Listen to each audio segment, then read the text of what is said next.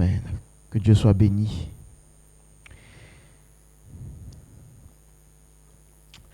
Nous allons prendre nos Bibles. Nous allons partager la parole. Donc on est toujours dans Matthieu. Là on passe au chapitre 8. On a vu quelques aspects au chapitre 7. Maintenant nous allons au chapitre 8. Nous allons lire à partir du verset 1 jusqu'au verset 14. Matthieu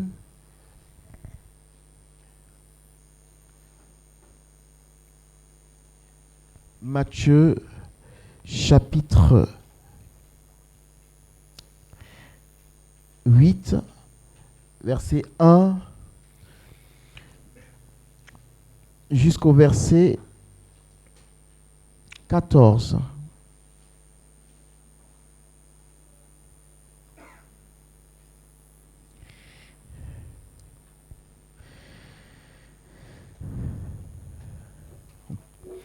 Je vais prier, Seigneur notre Dieu, ce temps est pour toi. Prends le contrôle au nom de Jésus. Parle à nos cœurs au nom de Jésus-Christ. Conduis nos vies au travers de ta parole. Que ce ne soit pas juste un temps où nous remplissons de la connaissance, mais que cette parole descende dans nos cœurs et qu'elle produise du fruit digne de la repentance. Que cette parole nous donne de t'expérimenter, de te voir encore comme tu le veux, Seigneur, au nom de Jésus-Christ. Que la gloire et la louange te reviennent. Amen. Donc, Matthieu chapitre 8, à partir du verset 1. Donc, celui qui trouve peut lire.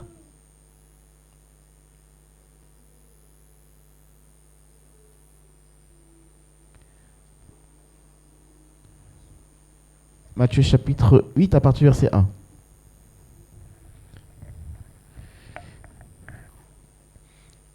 On y va, celui qui trouve peut lire. Je lis la parole du Seigneur. Amen. Lorsque Jésus fut descendu de la montagne, une grande foule le suivit.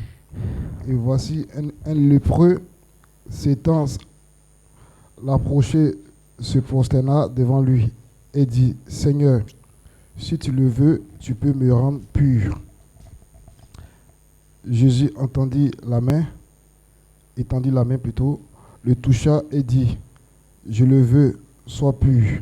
Aussitôt il fut purifié de sa lèpre plutôt. Puis Jésus lui dit: Garde-toi d'en parler à personne, mais va te montrer au sacrificateur et présente l'offrande que Moïse a prescrite, afin que cela leur serve de témoignage. Comme Jésus entrait dans Capernaum, un centenier l'aborda, le priant et disant: Seigneur, mon serviteur est couché à la maison, atteint de la paralysie et souffrant beaucoup. Jésus lui dit: J'irai et je le guérirai.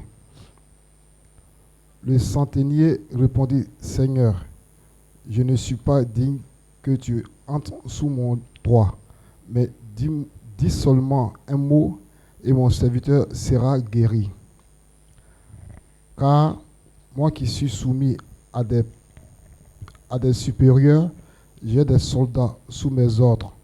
Et je dis à l'un: va, et il va.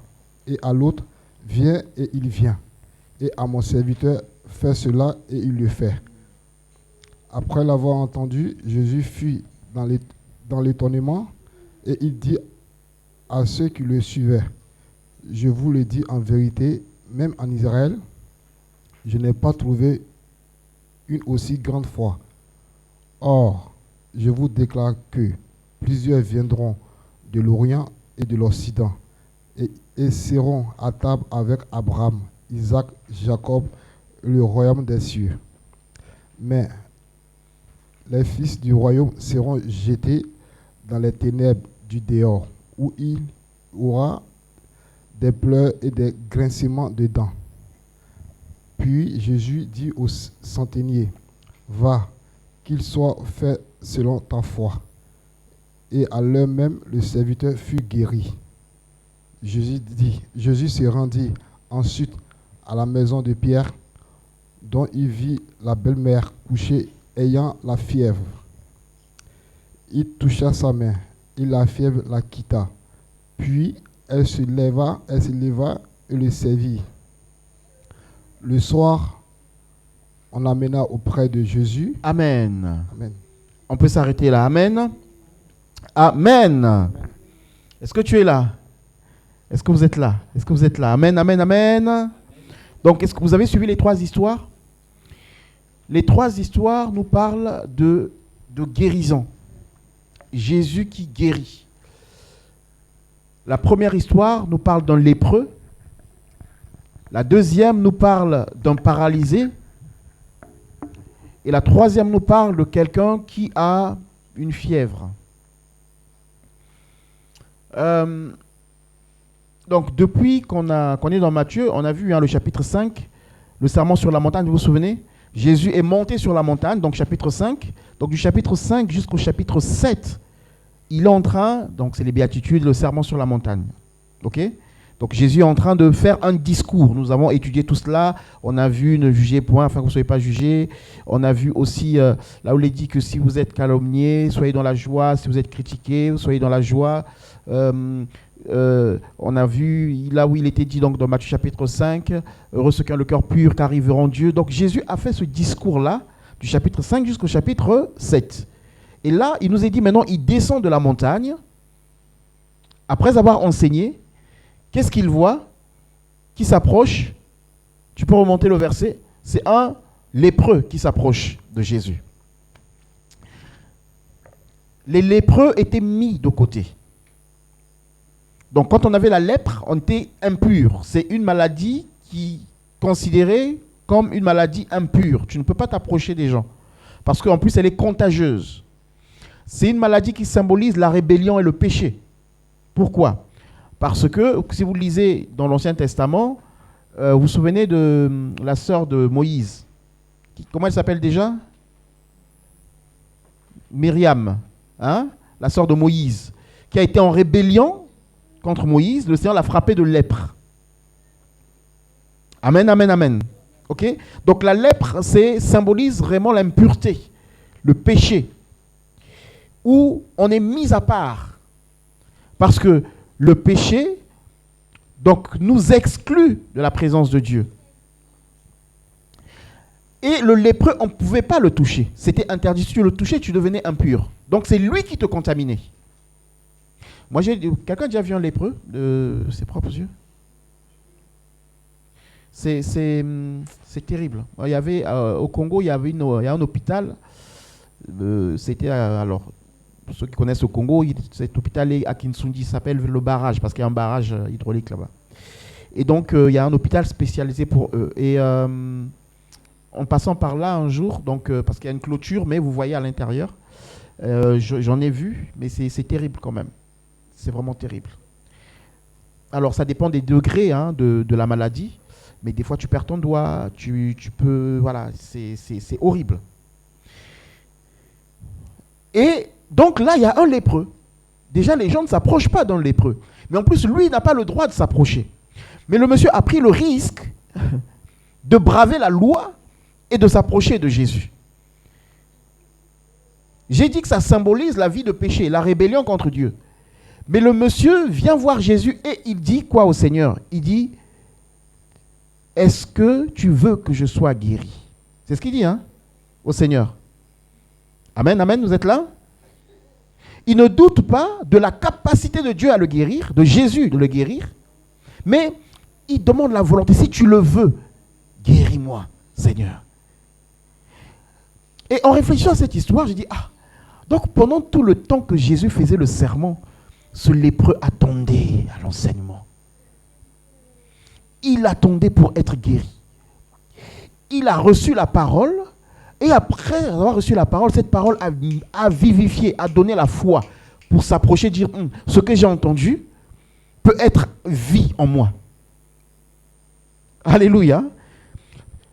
Alors, Jésus a prêché quoi sur le sermon? On l'a déjà partagé. Hein.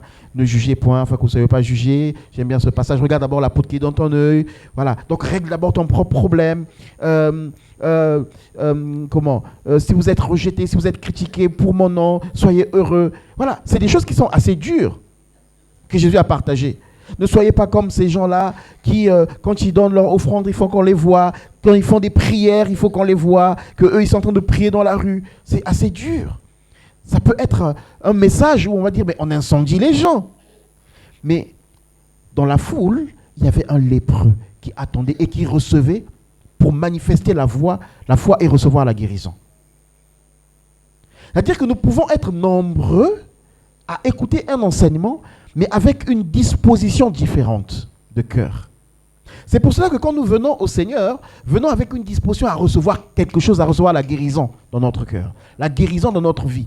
Ne venons pas à l'église juste, vous voyez, comme là je partage la parole, c'est autant pour moi aussi, hein, je ne parle pas pour vous seulement, je parle pour moi aussi. Il ne faut pas que je vienne avec une attitude d'habitude, parce qu'on s'habitue à la parole, on s'habitue aux réunions, on s'habitue au culte, on s'habitue au chant, on s'habitue à la manière de faire.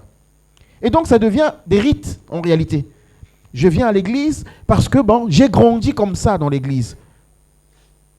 J'ai été élevé à aller à l'église. Mais il n'y a pas une révélation. Donc, du coup, quand j'écoute la parole, ça, je l'ai déjà entendu. Quand j'écoute la parole, mais ça, c'est dur. Quand j'écoute la parole, mais ça, est-ce que je pourrais le faire? Et du coup, ça ne produit rien. Donc, on sort d'un culte, on reste les mêmes. Avec la vie de péché. La vie de rébellion. C'est pour ça que vous allez voir des fois dans l'église, on a des personnes qui, malgré le fait d'écouter la parole de Dieu, mènent une vie de rébellion. Parce que tout le temps qu'ils sont venus dans la présence de Dieu, ils ne sont pas venus avec une attitude où ils vont recevoir quelque chose pour les sortir de l'impureté. L'attitude est très importante. La motivation est très importante. Quand vous lisez la parole, vous voyez que beaucoup de personnes venaient à Jésus pour l'écouter. Mais tous ne venaient pas avec la même motivation. Il y a certains qui venaient, par exemple les scribes, les pharisiens, ils venaient. Ils s'asseyaient pour écouter Jésus. Mais ils l'écoutaient pour l'éprouver. Ils n'écoutaient pas avec une attitude de recevoir une guérison. Et ce paralytique, ça veut dire que ce paralytique, je parle du paralytique ou... Ah, d'accord, vous me suivez. Donc, ce lépreux était là. Alors, on peut s'imaginer, parce que Jésus était sur la montagne, et il faisait son sermon, la foule s'est approchée. Alors, je ne m'imagine pas que ce lépreux s'est approché aussi vraiment au milieu de la foule je ne m'imagine pas. Ou peut-être qu'il s'est vraiment couvert, mais en tout cas, je ne pense pas. Je pense qu'il est resté un peu à distance, attendant que Jésus finisse son discours pour s'approcher. Mais c'est quelqu'un qui est venu avec le désir de recevoir quelque chose. Ce matin, il faut que tu viennes avec un désir de recevoir quelque chose, d'arracher quelque chose. Il est venu arracher sa guérison. Alléluia. Là où on lui dit, tu ne peux pas t'approcher, il lui dit, moi je veux arracher ma guérison. Ce matin, il faut qu'on soit dans une attitude où, Seigneur, je veux arracher la guérison de mon cœur, la guérison de mon esprit. Là où je suis opprimé, perturbé, là où je ne suis plus calme, là où je suis dans le tourment, je viens arracher ma guérison. Au travers du message que je vais entendre de toi, que quelque chose se produise. Alors il dit, si tu le veux, guéris-moi. Je veux être guéri si tu veux, mais Dieu veut que tu sois guéri. Dieu est... On a eu les témoignages là tout à l'heure. Les guérisons que le Seigneur a apportées. Alléluia. On a eu des témoignages.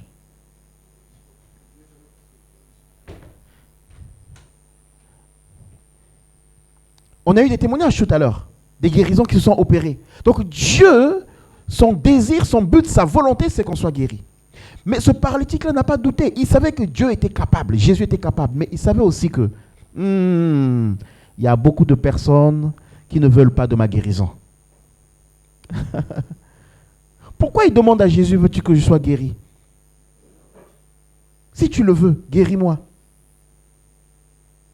Il a peut-être expérimenté des gens qui ne veulent pas de sa guérison. Ce n'est pas tous ceux qui s'approchent du Seigneur qui veulent de ton bien. C'est pour cela que nous n'avons pas besoin de nous adresser aux hommes, mais surtout de nous adresser à Dieu. Nous sommes des fois déçus parce que nous avons demandé aux hommes et les hommes n'ont pas répondu. Un homme peut vouloir t'aider, mais qu'à 70%. Quand on arrivera à 90%, 95%, là il dira, ah là ça va trop loin, là. Si je continue à le soutenir, là, non, il va me dépasser, ou bien il va aller... Vous voyez? Donc, l'homme est limité. Et ce monsieur vient voir Jésus. Oh Seigneur, je veux. Est-ce que tu veux que je sois guéri? Est-ce que tu es différent des autres qui ne veulent peut-être pas de ma guérison? Est-ce que tu veux que je veux saisir la guérison? Et Jésus a touché. La Bible dit Jésus a touché. On ne touchait pas un lépreux. Jésus a touché le lépreux. Et quand on touchait le lépreux, on était contaminé. C'est celui qui touchait le lépreux prenait la maladie. Mais Jésus a touché le lépreux et le lépreux a pris la pureté. Alléluia. Jésus est plus grand que le péché qui nous mine.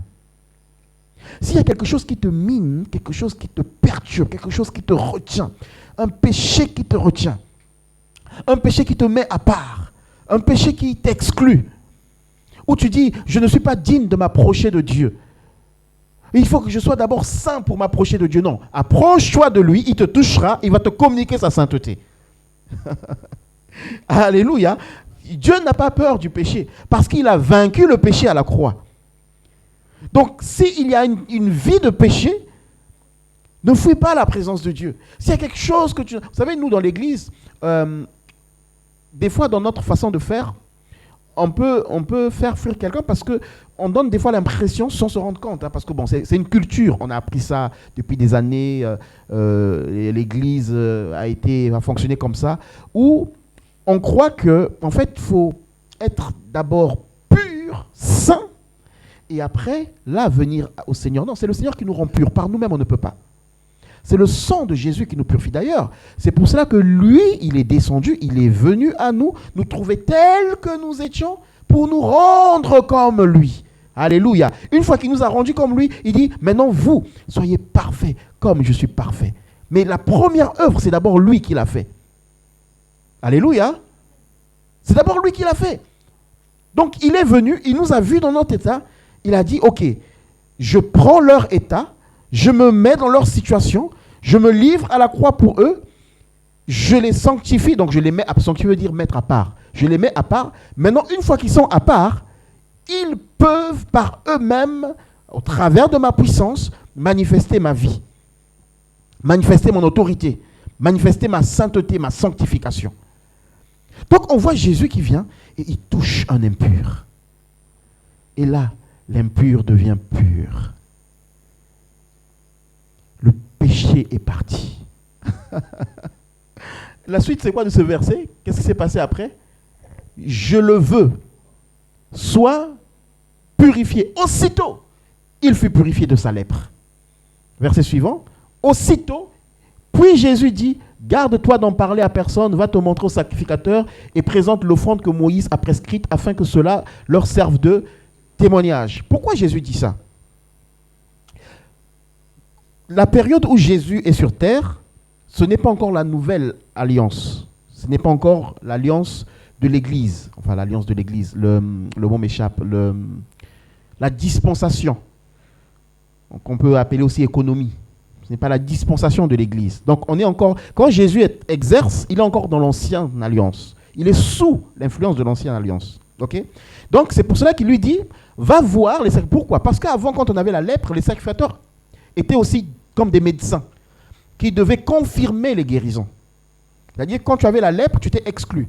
Et quand tu étais guéri, il fallait aller voir le sacrificateur. Donc, Lévitique chapitre 4, on ne va pas le lire, mais si vous voulez Lévitique chapitre 14, à partir du verset 4 jusqu'à 10, je crois, vous allez voir que celui qui était purifié devait aller voir un sacrificateur avec une offrande pour confirmer la guérison. Amen, amen, amen. Et donc, il y avait toute une pratique aussi qui se faisait, qu'on appelait des ablutions, mais ça s'appelle aussi baptême. Donc, le baptême de l'Ancien Testament, c'était des ablutions, baptismos, différent de baptiso. Baptiso, c'est être immergé pour le baptême. Mais baptismos, c'est ablution. Donc, dans l'Ancien Testament, c'était une sorte de baptême. On faisait des ablutions, donc pour être purifié. Mais ça, c'était fait par le souverain sacrificateur qui confirmait la guérison. Ok? Donc, Jésus vient là, il dit, va voir le souverain sacrificateur pour confirmer, certifier la guérison. Mais n'en parle pas autour de toi, parce que les gens n'étaient pas prêts à recevoir ce que Jésus a mené comme nouvelle doctrine. Amen, amen, amen. Vous voyez, aujourd'hui, si tu es guéri du baptême, aujourd'hui, si tu es guéri de la lèpre, tu ne vas pas aller voir un sacrificateur pour qu'il confirme. Là, on était dans l'ancienne alliance. On était dans la loi. D'accord ? Donc, dans la loi, il fallait le faire comme ça. Aujourd'hui, si on prie pour quelqu'un ici et que la personne est guérie, on ne va pas lui demander, d'ailleurs, même pour trouver un souverain sacrificateur, ça va être compliqué là. Amen, amen, amen. C'est pour ça qu'en nous lisant la parole, il faut faire très attention.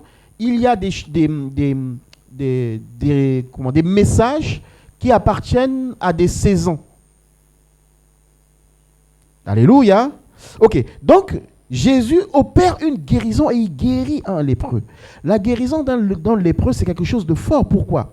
Parce que dans l'Ancien Testament, il n'y a personne qui avait été guéri miraculeusement par la lèpre, à part Naaman. Vous vous souvenez de Naaman ? Mais ce n'était pas un juif.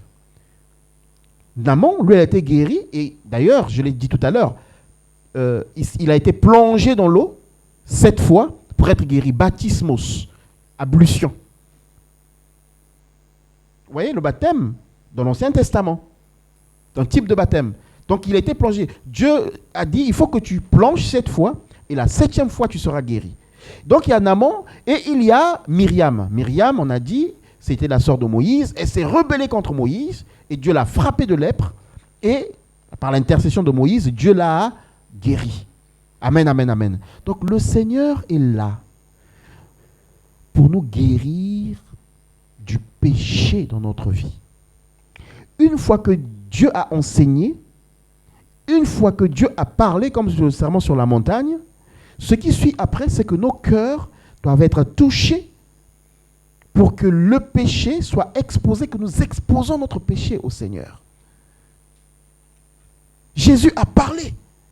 Mais écoutez, il n'a pas parlé, il n'a pas dit, tenez, soyez bénis, recevez. Je ne dis pas que c'est mauvais. Le Seigneur veut nous bénir. Le Seigneur veut nous donner son onction, son esprit. Il veut ouvrir des portes. Mais là, le premier message, le message de Jésus sur la montagne, eh ben, il s'applique à la personne même, pas aux autres. D'abord, toi-même. Il dévoile notre vie devant le Seigneur. Et à la fin de ce message, il y a eu la foule, mais il n'y en a qu'un. Alors, peut-être qu'il y avait qu'un lépreux, donc on parle de lui. Peut-être qu'il y a d'autres personnes qui ont accepté la parole. Mais en tout cas, on nous montre ici quelqu'un qui, après avoir écouté un message d'à peu près 40 minutes, 1 heure, le sermon de la montagne, eh ben, il vient voir Jésus. Il dit, oh, regarde mon état d'impureté, mon état de péché, mon état de rébellion. Purifie-moi si tu le veux. Jésus dit, je te purifie, sois pur. Alléluia. Et ça doit être confirmé. Un témoignage doit être donné, qu'il y a eu un changement. Il y a des personnes qui ont été purifiées, il y a des personnes qui ont été restaurées, dont les vies ont changé. Ils témoignent que Jésus les a changés. Oui, mais le témoignage doit aussi être vu des autres. Les souverains sacrificateurs ont confirmé la guérison de ce monsieur-là. Quand il y a un changement, quand le péché dans notre vie est exposé et que Jésus nous délivre du péché, il faut qu'il y ait un témoignage public. Il faut qu'il y ait un témoignage public.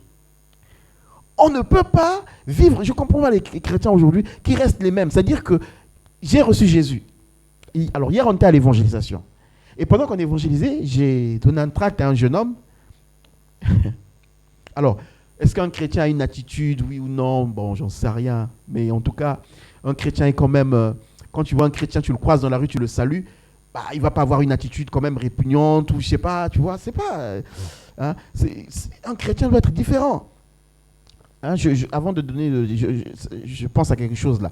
Il y a là où je travaille, Donc, je voyais une demoiselle passer souvent dans le couloir devant mon bureau, parce qu'elle était elle travaille, enfin, elle est étudiante à l'IUT. Elle passait souvent là, elle passait souvent. Et puis, forcément, les gens, quand on se croise dans le couloir, on les salue. Donc, nous, avec les étudiants, ça se passe bien, on se salue, on rigole et tout. Alors, elle passe. Bonjour. Elle répond pas, front fermé. Ah, elle repasse, front fermé. Mais vous croisez les gens dans les couloirs, chaque fois vous croisez, mais donc du coup, il ne faut pas se dire bonjour, ok, bon. Il dit, la demoiselle a toujours un front fermé. C'est une noire, hein. Toujours le front fermé. Ah, bon. Mais les autres étudiants, tu les croises, bonjour, bonjour, tout ça, tout. Quand vous êtes dans le même environnement, vous croisez tout le temps. Elle, jamais.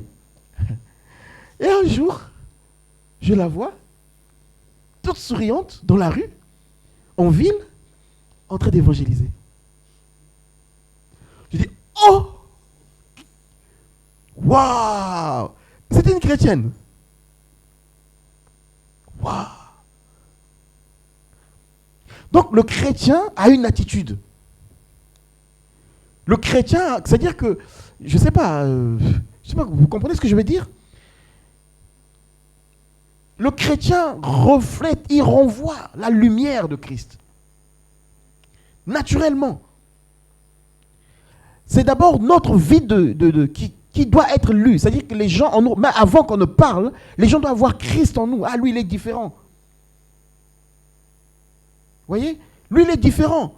Un chrétien, s'il est comme un païen, et il est seulement souriant quand il doit gagner des âmes, non, il y a un problème là.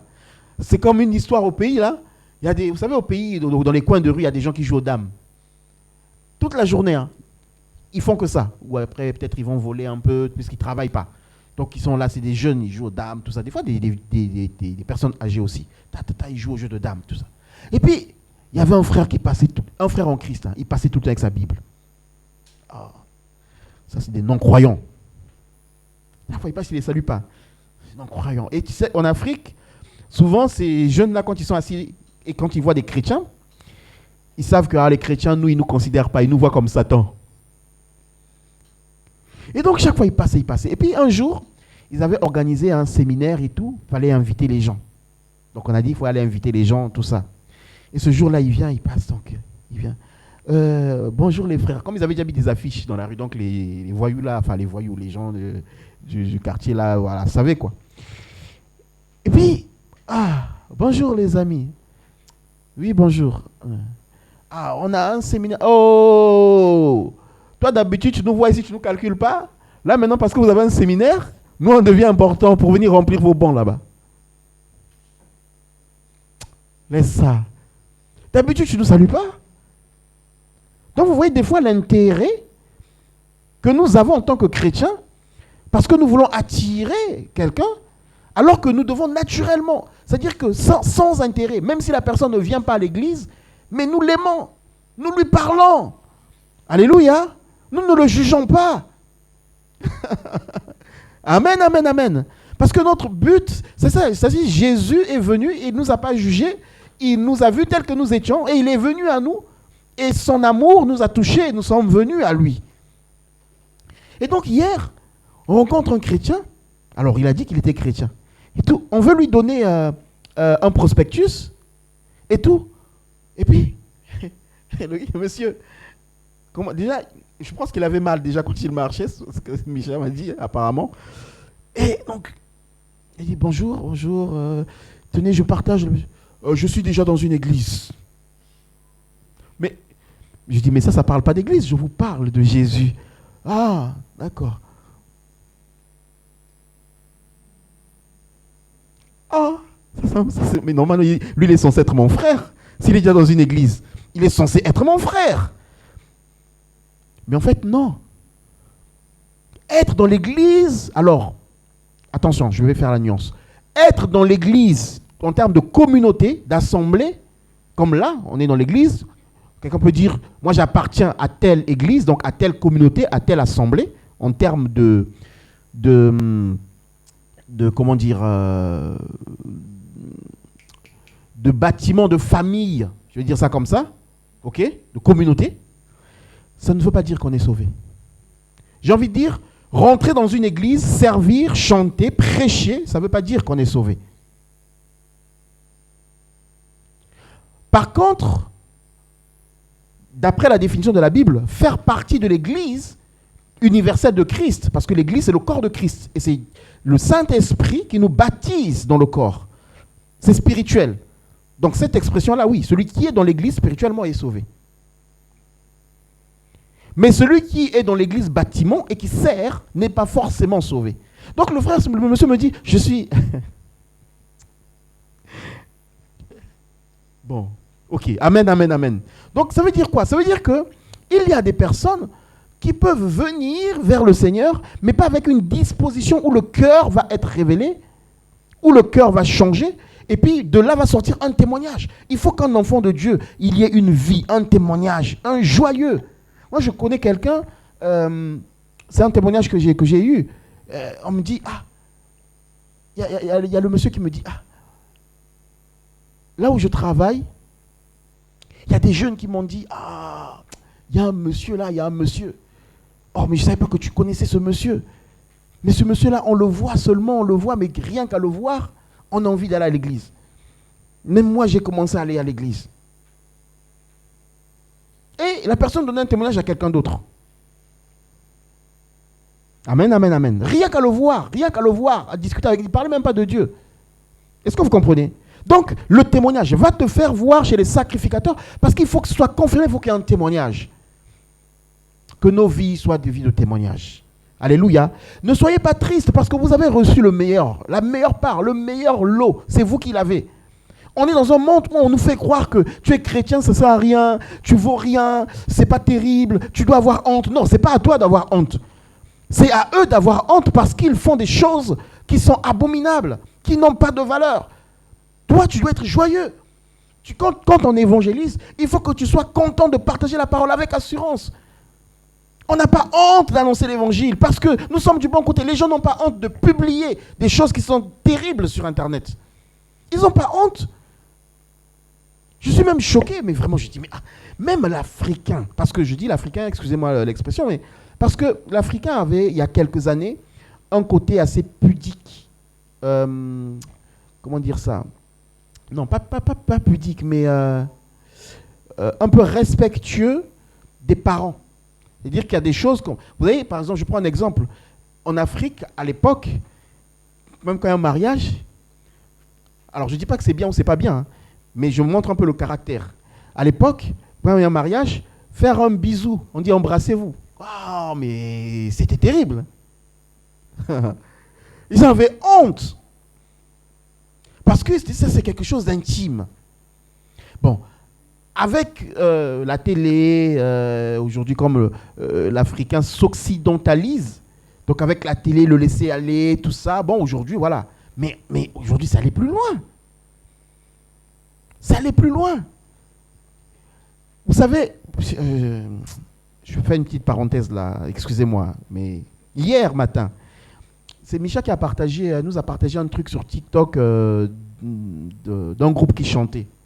Et donc, je suis allé voir cette vidéo-là. C'était un groupe qui chantait, je ne sais pas si c'était un mariage, je ne sais pas, un groupe qui faisait du gospel. Et donc, je tombe sur cette vidéo et puis, maintenant j'ai compris pourquoi des fois, quand on est TikTok là, je comprends maintenant. Et donc, après cette vidéo, il y a une vidéo qui est arrivée.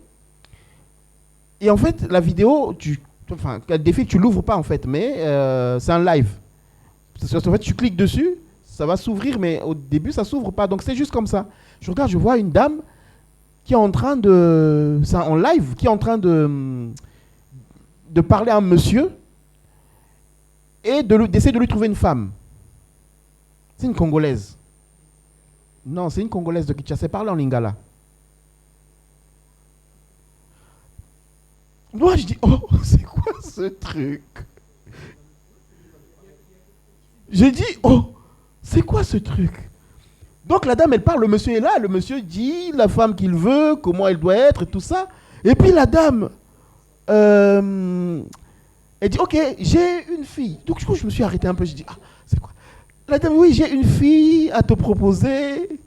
Elle est dans tel pays, ok. Et puis, une autre dame se connecte. Enfin, je ne sais pas se connecte, mais ils font. Elle apparaît en fait dans la vidéo. Et puis la dame, elle dit, oh, moi je suis. Donc, avec les critères de moi, je suis d'accord.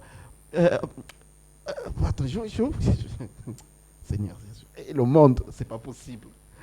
Il y avait des choses, mais c'est pas possible. Je rigolais, en même temps j'étais triste, mais c'est pas possible. Et donc, toi tu suis maintenant, hein? Non, je parle pas de toi. Hein? Je parle de elle qui découvre TikTok là. Je comprends maintenant. Faut que j'ai l'œil dessus là.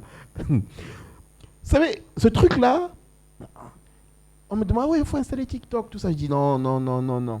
Finalement, c'est les frères qui insistaient. Là, maintenant, je l'ai installé, mais hier, je suis tombé sur ça hier. J'ai compris. Ah, pourquoi les gens passent du temps sur ces choses-là? Parce que finalement, tu vas vouloir découvrir, mais ça te bouffe ton temps. Ça te bouffe ton temps et il n'y a rien d'intéressant. Et donc, il y a une dame après qu'on voit apparaître dans la vidéo, donc qui répond à l'appel de ce monsieur-là. Elle est partante, puis ce monsieur habite en Europe. Il veut une femme en Europe, pas ailleurs. C'est un Congolais aussi, le monsieur. La femme apparaît. Avant d'apparaître, on lui dit, mais mets ta caméra. Elle dit, je m'habille d'abord. J'ai rigolé. En lingala, hein. J'ai dit, ok, mais c'est quoi ces histoires? Et la femme apparaît, une grande dame. Je dis, purée, une grande dame, un grand monsieur. Mais là, c'est bizarre. Mais à l'époque, dans la culture africaine, mais non, tu ne fais, je sais pas, vous comprenez ce que je veux dire? C'était pas possible. Ou peut-être que ça n'existait pas, ces moyens-là, peut-être, on va dire ça comme ça. Mais tu t'affiches comme ça, et puis le monsieur regarde après, il dit, oui, bon, merci madame, mais non, c'est pas mon genre.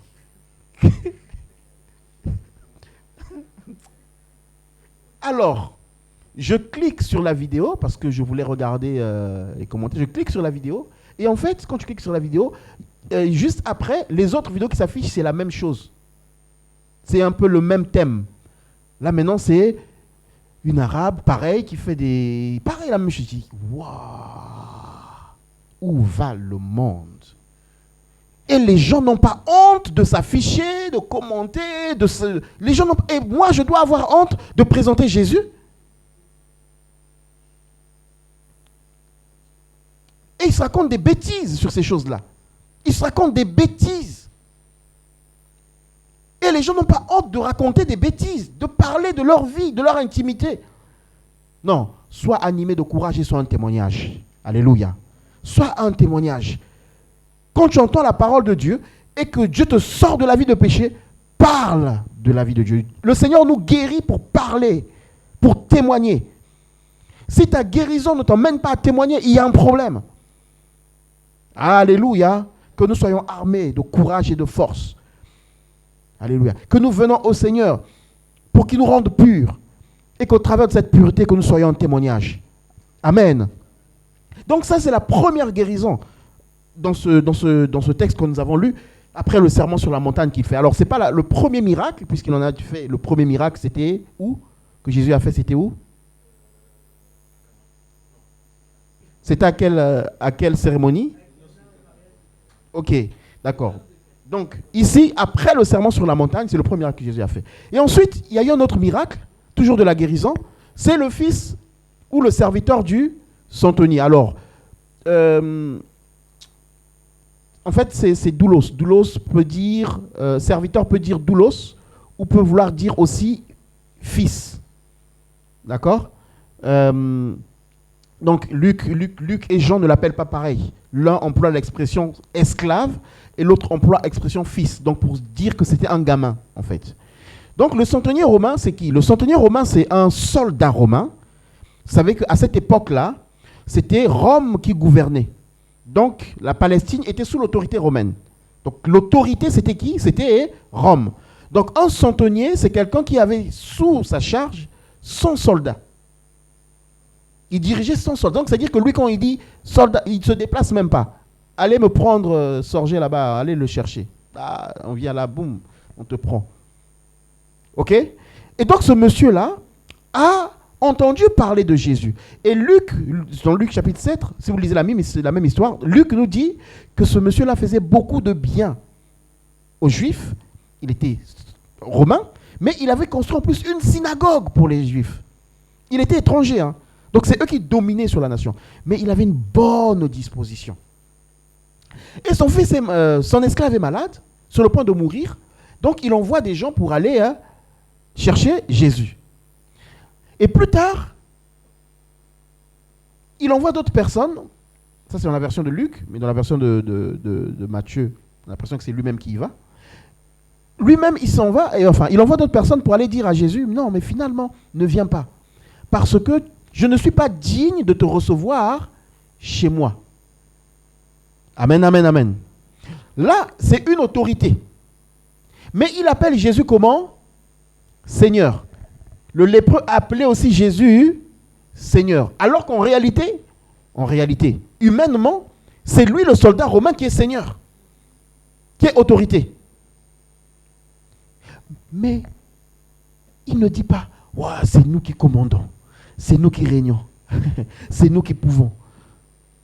Il s'abaisse, enlève son manteau de centenier pour regarder à Jésus, dire, viens guérir mon jeune esclave, viens guérir mon serviteur.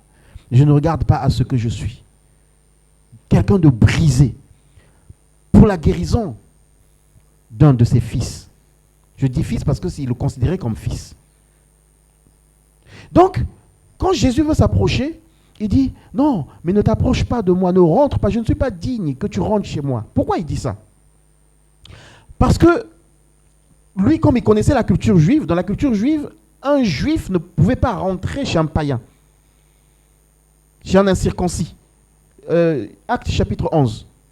Lisez Acte chapitre 10 d'abord, pour les, je ne sais plus quel verset, mais après on va lire Acte chapitre 11. Acte chapitre 10 et après on va lire Acte chapitre 11, juste les premiers versets.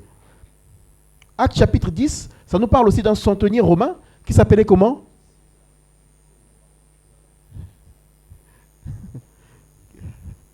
Qui s'appelait comment? Acte chapitre 10. On peut lire le début, juste le début. Acte chapitre 10.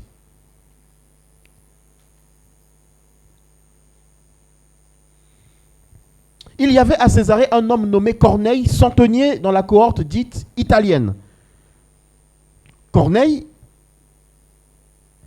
était un Romain. Il n'était pas juif. Je ne lis pas toute l'histoire. Vous connaissez l'histoire après? C'est Pierre qui est parti chez Corneille pour partager la parole. Et même Pierre, pour aller chez Corneille, il fallait que Dieu lui donne d'abord une vision. Hein? Vous connaissez l'histoire. Dieu lui donne une vision où, alors, avant que même que Dieu lui donne une vision, Dieu l'amène d'abord chez quelqu'un qui tanne les peaux d'animaux. Et ça, normalement, c'est impur. Donc Dieu le prépare en fait. Et là-bas, il lui donne une vision où il voit des choses impures et il doit les manger. Il lui dit, mais non, mais c'est impur. Dieu lui dit, mais qui t'a dit que c'est impur? Ce que j'ai déclaré pur, qui te dit que c'est impur? Et juste à ce moment-là, Corneille envoie des serviteurs qui arrivent et qui disent à Pierre, Dieu nous a envoyés ici parce qu'il y a notre maître qui s'appelle Corneille qui a besoin que tu viennes. Et donc lui il dit, ah, je viens de voir une vision où on m'a montré que des choses étaient impures, mais il ne fallait pas que je les considère comme impures. Et direct, on m'appelle pour aller dans une maison d'un incirconcis, donc d'un étranger, parce que eux, les étrangers, les considéraient comme impurs. Donc il dit, ah, c'est Dieu qui m'a préparé, je vais y aller. Donc il est allé chez Corneille. Et en allant chez Corneille, ça a été la porte ouverte pour que l'évangile soit annoncé chez les païens, donc chez les étrangers, entre guillemets. Ok? Parce que chez les Juifs, l'évangile a été annoncé dans Acte 2 avec l'apôtre Pierre. Amen. Et chez les païens, ça a été annoncé dans Acte 10, donc par Pierre, chez Corneille. Donc c'est lui qui a ouvert l'évangile chez les païens, chez les samaritains. Alors là, je risque de m'étaler. Mais si vous lisez dans Acte chapitre 1, verset 8, il est dit quoi? Acte chapitre 1, verset 8. Le Saint-Esprit survenant sur vous, vous serez mes témoins où? En Judée, en Samarie et aux extrêmes de la terre. Donc Dieu donne Judée c'est les Juifs, Samarie c'est les Samaritains qui sont métissés juifs et païens. Et les extrêmes de la terre, c'est les nations. Donc, c'est les païens, c'est les étrangers. Donc, Jésus donne une promesse, vous serez mes témoins dans ces extrémités-là. Donc, vous allez annoncer par la parole. Sauf que Jésus, dans Matthieu chapitre 16, a dit à Pierre que je te donne la clé. C'est à Pierre qu'il a donné la clé pour l'église. Vous vous souvenez, quand il a eu la révélation. Vous vous souvenez? Ok. Donc, c'était à Pierre d'ouvrir l'église pour les Juifs, pour les Samaritains et pour les autres nations. Et donc, Pierre a commencé à ouvrir l'église dans Actes chapitre 2 quand il a annoncé la parole aux Juifs qui se sont convertis. Il y a eu 3000 personnes. Le même Pierre a ouvert l'église ou l'évangile dans Actes chapitre 8 aux Samaritains. Vous vous souvenez, quand il y a Philippe qui est allé en Samarie, mais après il a appelé Pierre parce que c'était à Pierre d'ouvrir l'église. C'est à lui que Dieu a donné la clé. Et ensuite, chez les païens, donc c'est Corneille, Actes chapitre 10, c'est aussi Pierre qui est allé, qui a rencontré Corneille. Et là, ça parle donc des nations, donc les étrangers, les païens. Et là, le Saint-Esprit est descendu et l'église a commencé chez les païens. Mais quand Pierre va chez Corneille, ce qui est un païen, au chapitre 11, qu'est-ce qu'il est dit? Regardez la suite. Oui, acte 11. Qu'est-ce qu'il est dit? Verset 1er. On peut commencer par dire verset 1er. Non, acte chapitre 11, à partir du verset 1. Les apôtres et les frères qui étaient dans la Judée apprirent que les païens avaient aussi reçu la parole de Dieu. Verset 2. Les païens, donc, c'est les étrangers. Quand on dit ici païen, ce n'est pas le païen au sens de celui qui ne croit pas en Jésus. Ici, les païens, c'est l'étranger. On les appelle aussi les incirconcis, c'est-à-dire que c'est celui qui n'est pas juif, en fait. Ok? Donc, et lorsque Pierre fut monté à Jérusalem, les fidèles circoncis, vous voyez, circoncis, donc c'est les juifs. Ok? Donc l'église, lui adressèrent des reproches. En disant, tu es rentré chez des incirconcis et tu as mangé avec eux. Donc vous voyez que le juif ne devait pas aller manger avec les étrangers. C'est pour cela que le centenier romain, dans le passage qu'on partage là, de Matthieu chapitre 8, dit à Jésus, mais je ne suis pas digne que tu viennes chez moi. Parce que connaissant la culture, il ne peut pas recevoir chez lui un juif. Amen, amen, amen. Mais Jésus prend le risque pour te guérir. Alléluia. Jésus prend, ce qui a marqué Jésus, pourquoi Jésus s'est arrêté? C'était la foi de ce païen-là, de ce Romain. Ce n'était pas parce que Jésus avait peur que les Juifs disent oui, il est allé chez des païens. Non, Jésus est venu donner la guérison même chez des païens, chez les étrangers. Donc les gens qui disent oui, ça c'est le Dieu des Juifs, non, c'est ton Dieu. Alléluia. Les gens qui nous disent mais vous suivez le Dieu des étrangers. Mais oui, mais ce Dieu-là est venu aussi pour les étrangers. Là, il a intervenu dans la vie d'un étranger. Et en plus, des gens qui les dominaient. Et les premiers qui ont adoré Jésus, c'était des étrangers. Les mages. Les mages, c'était des étrangers. Ce n'étaient même pas des Juifs. Ils ont quitté, comment ça s'appelle, Babylone. Ils sont venus pour adorer Jésus. Alléluia. C'était des Perses qui n'avaient rien à voir avec... Mais ils sont venus adorer Jésus. Donc, ici, on voit, alléluia, que Jésus vient. Et il dit, je vais venir guérir ton serviteur. Et le centenier dit, mais attends, moi, qui suis responsable, je peux dire à mes soldats, va, et ils vont, viens, et ils viennent. À plus forte raison, toi qui es une autorité, plus grande que moi. Moi, je suis autorité ici, terrestre. J'arrive à gérer les choses terrestres. Mais toi, tu gères les choses spirituelles que nous ne pouvons pas gérer. Tu as un Dieu qui gère les choses spirituelles. Alléluia. Là où l'homme ne peut pas, lui, il peut. Et je prie pour que tu reçoives cette foi-là. Et Jésus dit, il était impressionné, il était dans l'admiration de voir cette foi. Il dit, on n'a jamais vu une aussi grande foi, même chez nous, même chez les Juifs. Amen, amen, amen, amen. Pourquoi? Parce que le Juif est habitué à recevoir la parole et il s'est habitué à la parole. C'est comme nous les chrétiens, on est tellement habitués à la parole, à l'entendre, à savoir faire des belles prières, qu'aujourd'hui, des fois Dieu nous regarde, il voit qu'on manque de foi. Et il regarde quelqu'un des fois qui craint Dieu, qui honore Dieu, mais qui n'est pas, comment dire, dans l'église comme nous, mais qui manifeste plus de foi. Et c'est ce que Jésus dit dans la suite du passage là. Il met la suite. Il dit, en Israël, je n'ai jamais vu de ce grand. Or, je vous déclare que plusieurs viendront de l'Orient, de l'Occident, et seront à table avec Abraham, Isaac. Plusieurs viendront de l'Orient, de l'Occident. Donc, ils ne seront même pas des Juifs. Et ils sont à la table. Et des fois, nous, on se dit, ouais, c'est notre Dieu. Nous, on sera. Et il y a des gens. Si, manifestons la foi. Alléluia. Manifestons la foi. Dieu, ce qui l'intéresse, c'est notre foi. Et donc, Jésus a guéri. Il a donné une parole. Il a dit, ok, j'ai vu ta foi.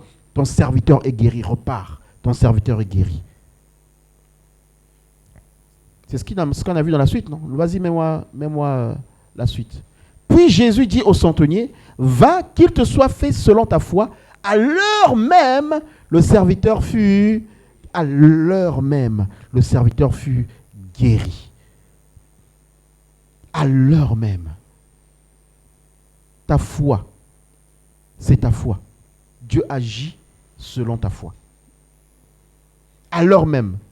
Donc, quand Jésus dit il est guéri, il est guéri. Mais si le monsieur reste juste à côté de Jésus, il ne va pas voir la guérison. Jésus lui dit, va, qu'il te soit fait selon ta foi. À l'heure même, le serviteur fut guéri. Et qu'est-ce qu'il a fait lui après? Comme il est guéri, qu'est-ce qu'il a fait?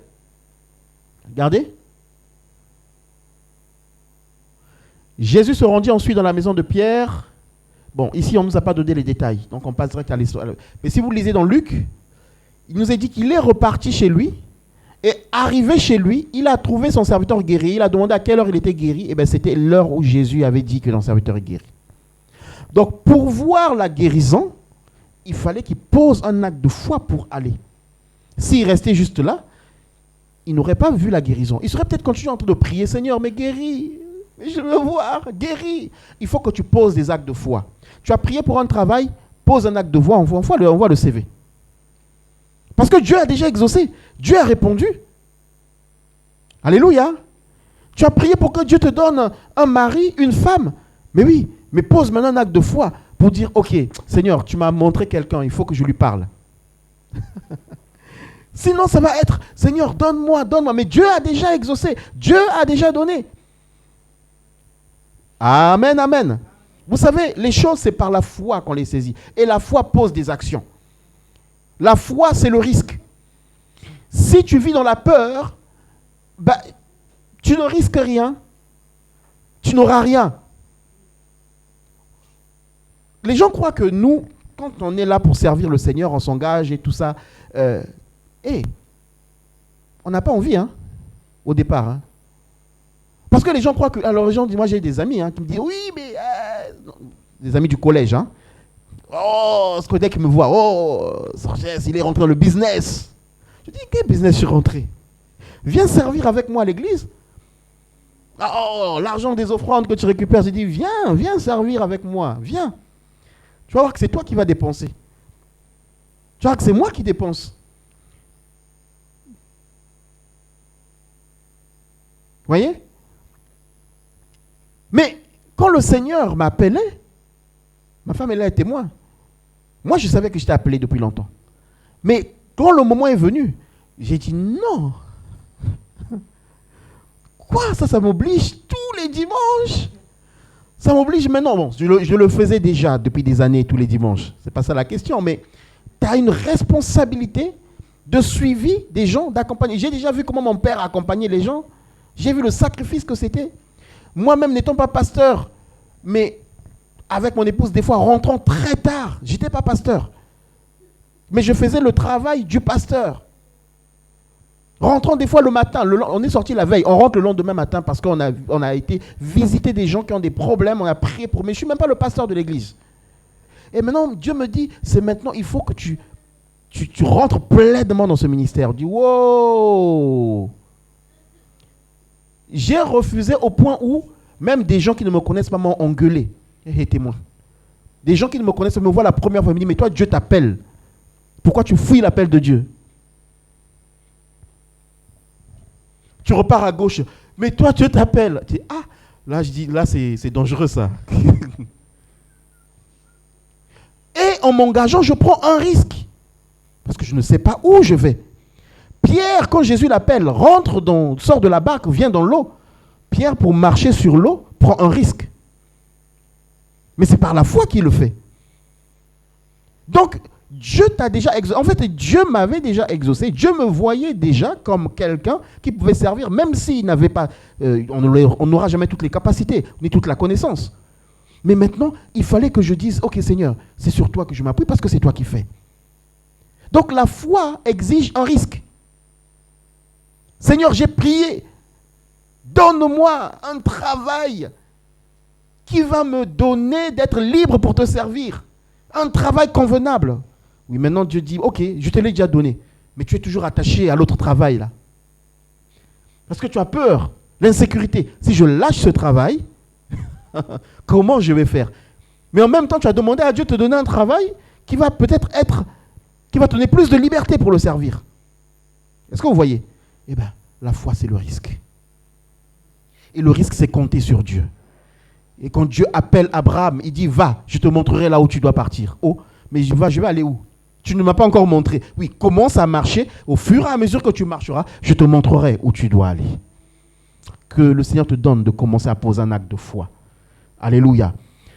Qu'est-ce que tu recherches? Quelle est la formation que tu recherches? Quel est le travail que tu recherches? Peut-être que tu dois te réorienter. Peut-être que Dieu t'appelle à t'engager dans un ministère. J'en sais rien. Peut-être que Dieu t'engage t'amène à t'engager avec quelqu'un. Peut-être que Dieu te dit arrête cette relation. Mais pose un acte. Ne te dis pas, mais si j'arrête cette relation, qui va me soutenir? Surtout bon, pas seulement là-bas, même ici. Même ici. Ah, mais si j'arrête cette relation, mais qui va me soutenir? Oh, Dieu veut t'emmener plus loin. Donc, ce centenier-là, quand il est parti, il a vu de ses yeux la guérison. Tant qu'il ne partait pas, la guérison restait un message, une information, mais pas une réalité. Tant que tu ne poses pas un acte de foi, ce que Dieu a réalisé pour toi, tu ne le toucheras pas de tes mains. Les autres le verront, mais toi, tu ne le verras pas. Alléluia. Donc, Dieu veut te guérir. Et dans cette histoire, on apprend quelque chose d'autre. On apprend la foi de quelqu'un qui emmène la guérison dans la vie de quelqu'un d'autre. Est-ce que tu sais que ta foi peut emmener la guérison dans la vie de quelqu'un d'autre? Il est allé pour son serviteur, pas pour lui-même. Le serviteur, on ne sait pas s'il voulait qu'il soit guéri ou pas. On ne sait pas. Mais pour l'autre, soyons des hommes et des femmes qui allons prier pour les autres, pour leur guérison. Alléluia. Les choses qui les paralysent. On a des chrétiens qui sont paralysés, qui n'arrivent pas à exercer spirituellement, qui n'arrivent pas à travailler, qui n'arrivent pas à faire des choses pour le Seigneur. Ils sont paralysés à cause du péché. Soyons le centenier qui emmène ses frères à Jésus. Même si eux, ils ne savent pas. Mais nous les avons amenés à Jésus. Seigneur, regarde, il est paralysé. Il n'arrive pas à te servir correctement. Regarde, Seigneur, il a du mal. Seigneur, aide-le, relève-le, guéris-le, sors-le de la vie du péché. Seigneur, amen, amen, amen, amen. Soyons ce centenier-là. Et enfin, donc nous avons l'histoire, la troisième guérison, c'est celle de la belle-mère de Pierre. C'est très court, mais c'est très riche en enseignement. Jésus se rendit ensuite à la maison de Pierre, dont il vit la belle-mère couchée et en la fièvre. La chose d'abord qui me touche, c'est Pierre.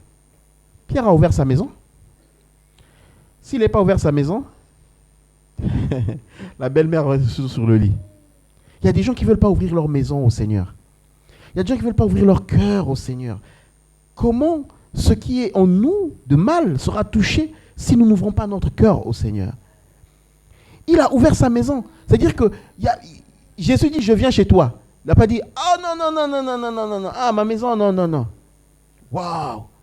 En fait, il y a une bénédiction qui accompagne un rassemblement chrétien dans ta maison. C'est pour ça que même l'église primitive, les gens étaient dans les maisons et les maisons étaient bénies. Vous connaissez l'histoire d'Obed-Édom? Hein? L'histoire d'Obed-Édom. Celui qui a recueilli l'arche de l'alliance. Quand Uza a été frappé, ce monsieur a pris l'arche, il a dit, moi je prends chez moi l'arche de l'alliance. La Bible dit que sa maison a été bénie. Et là, Jésus arrive chez Pierre, et qu'est-ce qu'il voit? La belle-mère de Pierre couchée. Est-ce que Jésus ne savait pas que la belle-mère de Pierre était malade? Avant que Jésus n'arrive là-bas, est-ce que Jésus ne savait pas qu'elle était malade? Il sait tout. Alléluia. Nathanaël, il a vu Nathanaël avant même que Nathanaël ne se rende compte, qu'il ne lui dise. Il a vu. Donc Jésus a vu déjà que chez Pierre, il y a sa belle-mère qui est malade. Mais Jésus ne va pas venir chez Pierre si Pierre ne lui ouvre pas la porte. Et si Pierre ne lui ouvre pas la porte, il passe à côté de quelque chose de glorieux qui va se passer dans sa maison. Vous savez que le fait qu'on soit rassemblés ici, et juste qu'on élève une seule prière, ce lieu est béni. Ce lieu est béni. D'ailleurs, ils nous l'ont dit, quand on a eu des événements ici, là, ils étaient tellement contents, ils étaient tellement heureux, ils étaient tellement... Amen, amen, amen. Ils reçoivent. Quand on va répéter au cadran, là, quand on répète là-bas, les gens autour sont bénis, ils sont contents. Ça ne les dérange pas. Amen. Donc, Jésus arrive chez Pierre, et donc, du coup, quand il rentre, ok, il voit que la belle-mère de Pierre est malade. Et la suite, il dit quoi? Jésus l'a touché, et la fièvre l'a quitta. La fièvre l'a quitté quand Jésus l'a touché. Maintenant, si Pierre, tu n'ouvres pas ta maison, comment Jésus va toucher?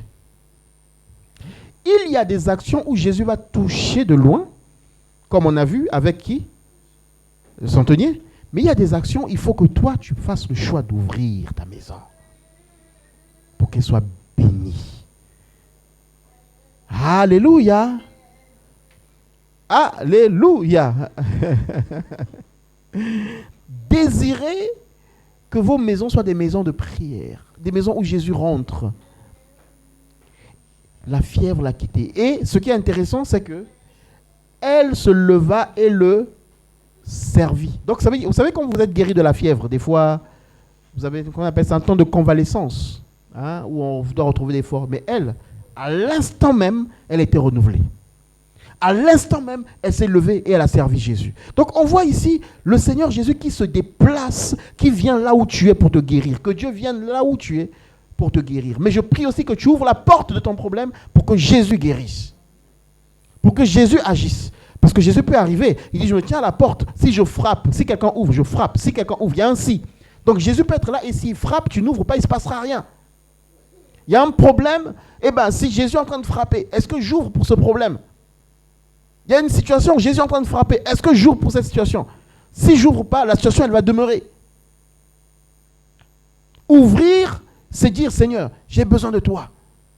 Seigneur, je te laisse faire. Pierre ne s'est pas opposé à Jésus pour dire, ne la touche pas. Non, non, non, non, non, non, non. Pierre a laissé Jésus faire. Laissez Jésus faire dans vos vies. Laissez Jésus faire dans vos vies. Faites-lui confiance. Et donc, elle l'a servi. Elle l'a servi parce qu'elle a vécu un miracle. Celui qui vit un miracle, normalement, un miracle qui emmène une révélation de Christ, un miracle qui emmène une transformation, sert le Seigneur.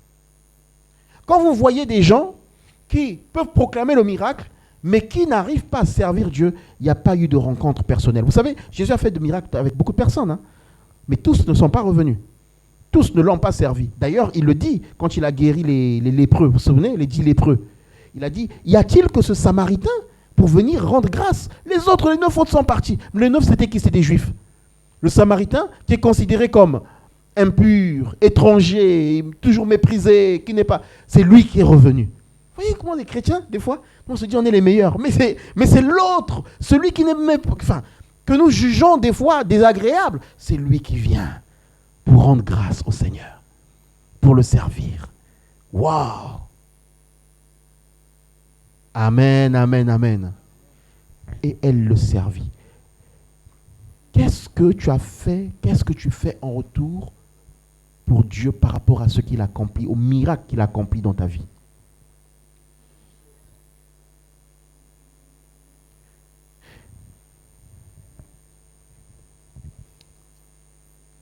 Jean chapitre 12. Je vais finir par là. Regardez Jean chapitre 12.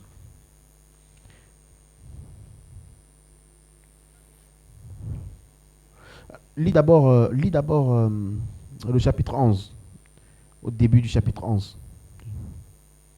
Jean chapitre 11. Oui. Regardez. Il y avait un homme malade, Lazare de Béthanie, village de Marie et de Marthe, sa sœur. Donc c'était 2 sœurs et un frère, de la même famille. Verset 2. C'était cette Marie qui oignit le parfum du Seigneur et qui lui essuya les pieds avec ses cheveux. Et c'était son frère Lazare qui était malade. Verset 3. Les sœurs envoyèrent dire à Jésus, « Seigneur, voici celui que tu aimes est malade. » Après avoir entendu cela, Jésus dit, « Cette maladie n'est pas pour la mort, mais elle est pour la gloire du Seigneur, afin que le Fils de Dieu soit glorifié par elle. » Il y a des situations qui sont pour la gloire de Dieu, des maladies qui sont pour la gloire de Dieu. Alléluia, Dieu va se glorifier dedans.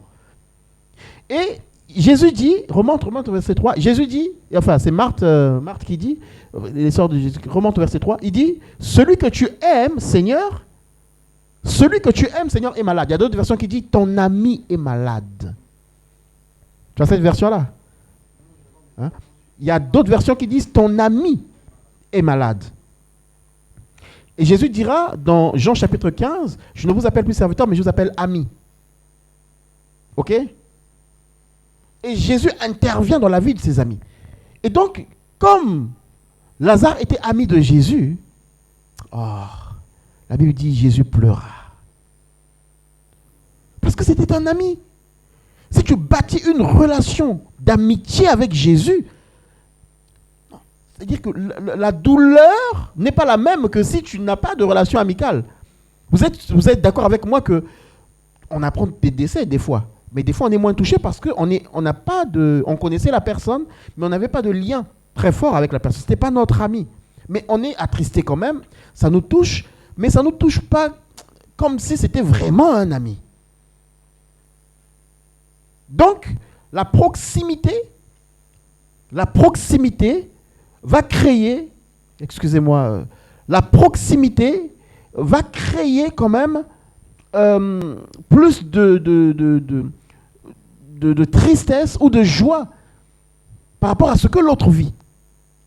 Et Jésus a pleuré parce que c'était un ami. Jésus pleura. Et regardez au verset 12 ce qui s'est passé. Donc Jésus a ressuscité Lazare, on connaît l'histoire, chapitre 12. Maintenant regardez au chapitre 12. Lazare est ressuscité. 6 jours avant la Pâque, Jésus arriva à Béthanie où était Lazare qui l'avait ressuscité des morts. Ok, verset 2. Là, on lui fit un souper, Marthe servait, et Lazare était un de ceux qui se trouvaient à table avec lui. Waouh! Et on a ressuscité Lazare, il n'a pas dit, oh là, je suis ressuscité, je vais faire ma vie. On ne le voit plus au réunion de Jésus. Il a eu la solution à son problème. Maintenant, quand il sort, il témoigne. Oh, moi j'étais mort. Jésus m'a ressuscité.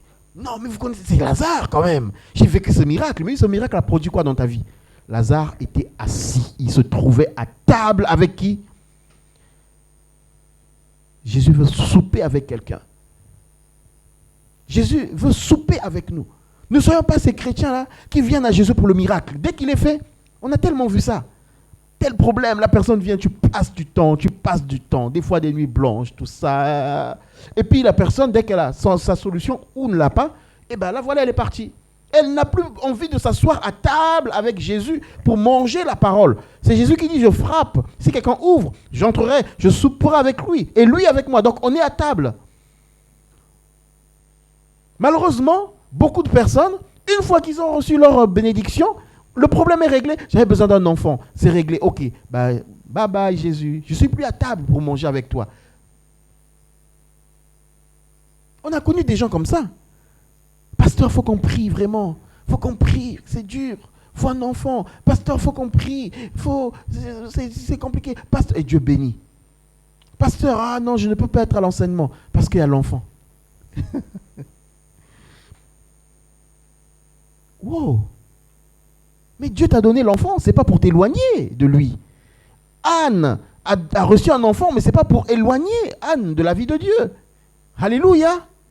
Donc, Lazare se trouvait. Tu te trouves où? Dieu t'a béni, tu te trouves où? Alléluia. Dieu t'a exaucé, tu te trouves où?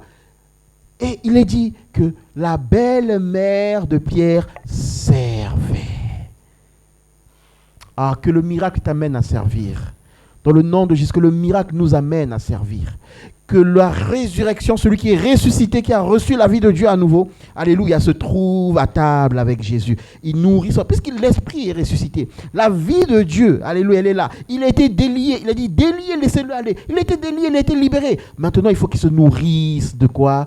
De la parole. Il faut qu'il soit à table avec Jésus. Soyez à table avec Jésus. Alléluia. Aimez les enseignements.